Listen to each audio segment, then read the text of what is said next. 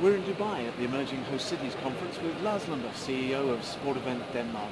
Lars, how competitive is the global market for hosting major sports events? I think it's a big industry. There are so many cities and so many countries worldwide who are interested to bid for and host major international sport events.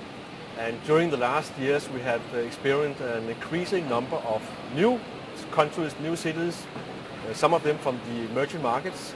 So the competition between the different bidding cities or bidding nations has expanded very much during the last 4, 5, 6 years' time.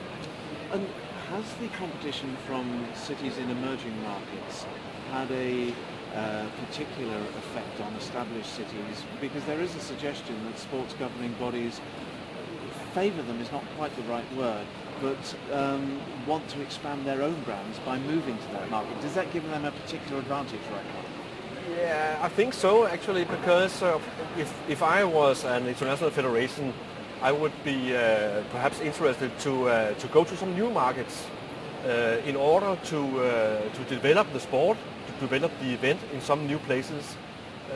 It could also be in terms of develop the sport, of course. So I think it is quite interesting, but also very important for the international federations to go some new places as well. Indeed. Now, how important is sport and sport events to Denmark, to life in Denmark, and to the image of Denmark outside of the country? It is very important because, as you know, Kevin, Denmark is a small country, a population of 5.4 million. So we are using international sport events to put Denmark on the world map, to be recognized, and also, of course, to attract some international visitors to Denmark. So we are definitely using international sport events to increase the profile of Denmark. And what strategies are you operating at present? In particular, what strategies are you having to use to ensure that Denmark's offering remains attractive in the light of the presence of all these emerging cities? It's a good question. We are not in a position where we can make a bid for the Olympic Games or the FIFA World Cup. We have to focus on the level below, and it could be different world championships, for example, in Olympic sports. Last year we had the World Road Cycling Championship taking place in our capital, Copenhagen. And it was a very good event for us in Denmark because cycling is very popular, and we had a huge crowd, around 500,000 spectators during these 4 or 5 days. So it was very good. But on the other hand, we have to work very hard to win the rights of these events because, as you just mentioned, there is an increasing competition from some new markets as well. Now, cycling in Denmark, and Copenhagen in particular, is interesting. Copenhagen became the UCI's first cycling city. That seemed to be a new benchmark for events. It wasn't just for a single event, it was a whole new relationship. How did that come about? It was actually a kind of... We had some discussions with the UCI, the International Cycling Federation, back in 2005 and 2006, where we together created this package, the Bike City package, containing not only one event but 6 international cycling events over a period of 4 years' time. So it included the World Road Cycling, it included the Track Worlds, and 2 World Cup in track and 2 World Cup in BMX cycling as well. So it was a very good way to get a lot of events to the same city and together with the same rights holder. And there are huge benefits for the rights holder as well as the city. Do you think that's a model that other people will now follow? Yeah, I think so. I think we will see in the future some similar models where a city or a country will be awarded not only one event but perhaps a number of events. Sport and tourism are interrelated. They're almost inseparable in many respects now. Do you imagine that the relationship or the importance of sport to attracting visitors to countries is going to increase over the years ahead?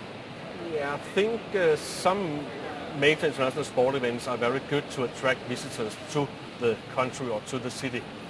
The event is actually the reason to go.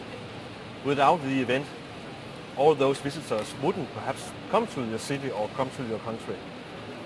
And a good example, again, this World Road Cycling Championship last year, we had around 40,000 international visitors coming to Copenhagen in September last year. Without this World Championship, I don't think those 40,000 people was coming to Copenhagen. And how do you view participant events, things like marathons, things like the Masters Games, where people visit not to watch sport, but actually to take part in sport? To take part, yeah. I think it's a very interesting area, and it is for us perhaps a quite new area, but it is a very important area. And I can give you an example. In 2014, Denmark are going to host the World Championship in half marathon running, again in our capital city, Copenhagen. And it is actually not a huge event, perhaps a few hundred participants in the elite race.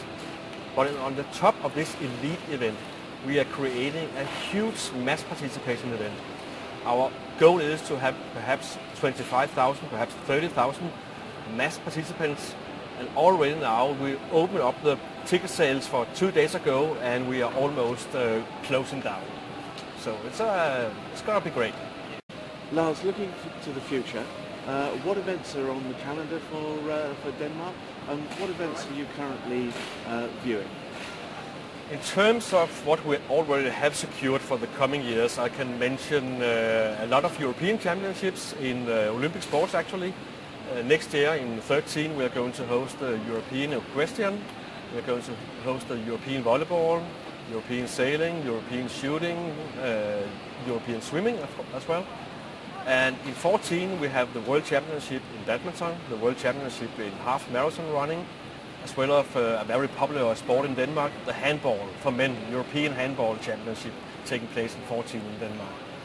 And in terms of bidding, we are currently bidding for the Ice Hockey Worlds to Denmark, and we are also looking into, again, handball, the World Championship handball for men in 2019.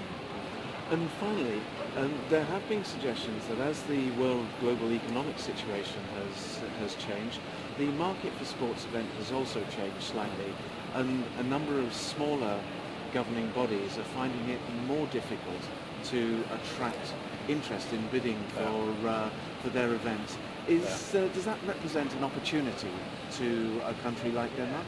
Yeah, of course it will, because if you only are competing against one, you have 50% to win, instead of if you are competing against 7 or 8 competitors. So it is, of course, a good thing for a small country like Denmark that the field is not very huge. Great. Lars Lundov, thank you very much indeed. You're welcome.